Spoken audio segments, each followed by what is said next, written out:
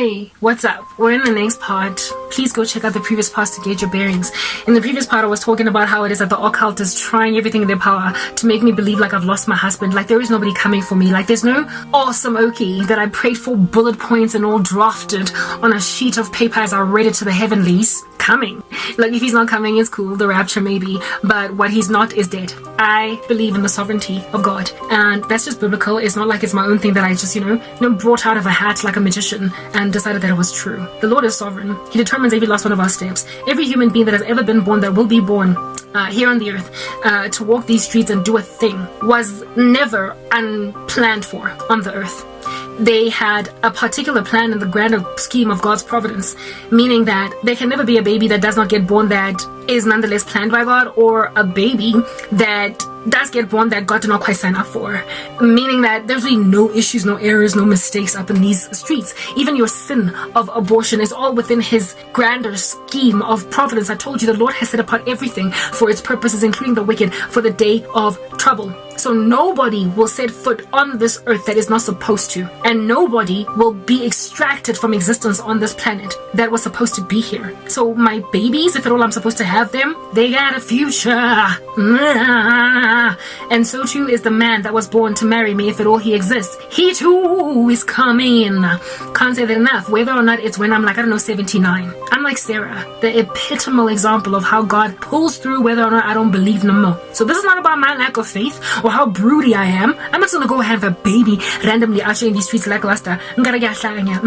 Those are the things that the people in the world do. Women be trapping men with babies, or women be having babies because it's fashionable, because Kim Kardashian done did it. Like they just keep popping babies because they can, and they've got a womb and it is trending. We have got protocol in the kingdom of heaven. We can't be having babies outside of wedlock, and we also cannot be having sex outside of wedlock, and therefore we are highly unlikely going to be single parents in the absence of things like death of spouse. Surrogacy is a different story for another day. Maybe you can be a surrogate and so therefore pregnant outside of wedlock, but I'm speaking here about planned pregnancies between man and wife. We got protocol. Do you understand what I'm saying?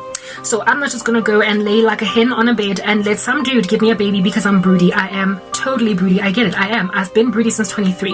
My geriatric womb is a big concern for me. Great worry. Yes, I want children and I want them to come from my own genome. I want to adopt too, but I also want babies born of my own womb. And I believe the Lord is going to give me that desire fresh out of the oven. And when it comes, you're going to realize that these babies were born in wedlock, having been covered and protected from generational curses because their mom and dad will have fought to be cleared from the sins of their forefathers before they even met. When I came to Christ, I asked him for a husband. Not only that, I asked him to give my kids a clean slate since I didn't have one. I knew I had generational curses, and I'm working to uproot the gangsters. Alright, so I'm not going to go and mix my seed with the seed of Satan. It's not what we're doing out here in these streets. I'm not going to be with a man that's immersed himself in the kingdom of darkness, which then should bring me to the next point of my dream that I was explaining to you guys in the previous part. First of all, I was an angry woman in a show called The Walking Dead. If you've watched The Walking Dead all the way up until season 11, you will know how mad Maggie is. She's angry. And I was her. I've already explained how that on its own is an abomination. But I had a baby because my husband had died. Again, no one that is supposed to marry me is dead yet. Why? Because I'm yet to be married. That's what's good. Alrighty, so the occult wants me to believe ain't no man coming.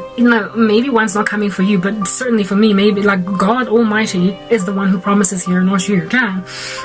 Okay, so that's the thing about the occult. They first of all want me to believe I don't have a husband coming. Secondly, they want me to have a baby out of wedlock with a satanic man. How do I know that? Well, I've gotten multiple dreams of that nature before, and all I do is squint my eyes. Guys, what part of the fact that I don't go out like that don't you get? You're so forceful. What's with the coercion? Again, you are members of the satanic horde, and that's just what Satan does. He just forces people. Anyway, whatever. So this baby was like a bionic babe. Oh, goodness. Alright, so it was a cute little bambino. Sometimes. Yes, that is the operative word right now. Sometimes. It was a cute little baby. Sometimes. Your dreams. Yeah. Sometimes I dream. A dream be like that to you.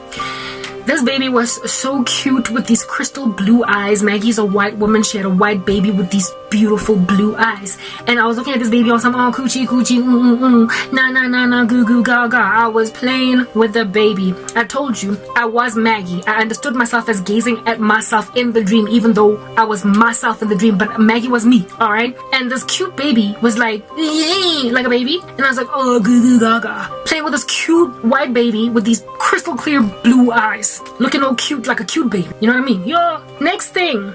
Some random dark, ominous, skinny, tall buffoon. Like, every time I see a demon in my dream, it has the same sort of kind of human constitution. It's skinny and it's tall and it's wearing a black suit with a tie. Sometimes it has a top hat. The one in my dream did not have a top hat, however. It was a black man, alright? Demons always look like that in my dreams. They are always these tall, lanky, skinny guys. They look like... Is there a cartoon that I can think of? No, not Pink Panther. That is an animal. Like a gentleman. It looks like a gentleman. Like, you know, suit, tie, but skinny, lanky. They all just look like that. I don't know what that's about. You tell me in the occult. Probably these are some of the images that you conjure up from the sky, the sand, or something. Anyway, whatever. This Ogie rocked up looking all skinny and typical demon-like, so I've identified demons in my dream. And this demon came in there with a pair of contact lenses. It was a man, but I knew it was a demon when I woke up. With contact lenses. And these contact lenses were blue contact lenses, as if though the baby did not already have blue eyes. These contact lenses were blue contact lenses, almost as if though the baby did not already have blue eyes. Like, why would you wear contact lenses that are the same color as your eyes? Doesn't make sense, right? There were colored contact lenses that were the exact same color as the baby eyes. And I was like, whatever, right? And this dude gave Maggie these contact lenses. He gave her these contact lenses almost like it was an order, that this is the only way that you're going to be able to cover up what we did. Maggie took the contact lenses and agreed to abide by this guy because she had obviously signed some contract with him, yet again suggesting that I am to get into the occult in order to get my day in court. Like, they are saying, Karabo, you must sign a contract with us, and these are the rules you have to follow in order for you to get your life back. I'm like, you know what, guys? Get into rapid eye movement phase, dream deep. I will never join the occult, no matter, interesting for trying. I mean, I am flattered that you keep on trying to recruit me. It would have been great if the South African marketplace would be as keen on recruiting me for a job as the occult was.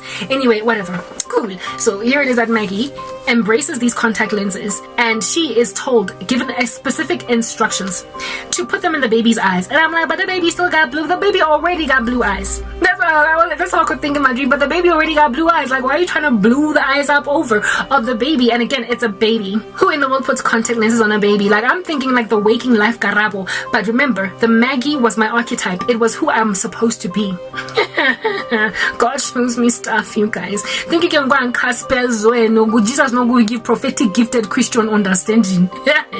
Anyway, whatever. So they give Maggie this like pair of contact lenses. She abides by putting contact lenses in the eyes of her baby, and her baby, after she puts the contact lenses on the baby's eyes, the baby, I told you, the baby started out cute, like, so it was cute sometimes. And the baby was cute sometimes.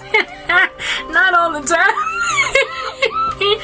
This baby became a menacing beast, guys. Okay, so she put the contact lenses on this infant, and as soon as she put the contact lenses on the baby started to morph between human and a doll, like a rag doll. The baby was a baby boy, right? And it was wearing like, regular baby clothes. It was like, little shorts and like a little shirt, a cute little bite-sized shirt and a short.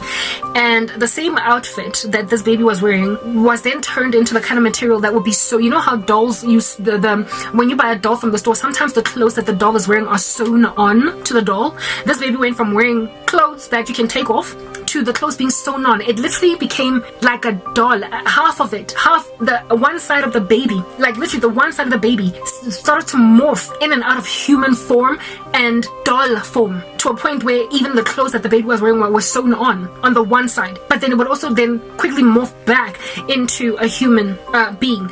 And the one eye was crystal blue clear like the baby's eyes all along, but the other eye went like the contact lens kept falling off because it was not on a human being, it was on a doll, so it kept on falling out. And when it fell out, the eye of the doll was plain blue with no iris in the center. Like, you know how our eyes are not just this, like, there's like iris and there's cornea, there's like, what is this, cornea and then iris, right? Yeah, the eye was just the, what is the it's called the iris, right? The colored part of our eye.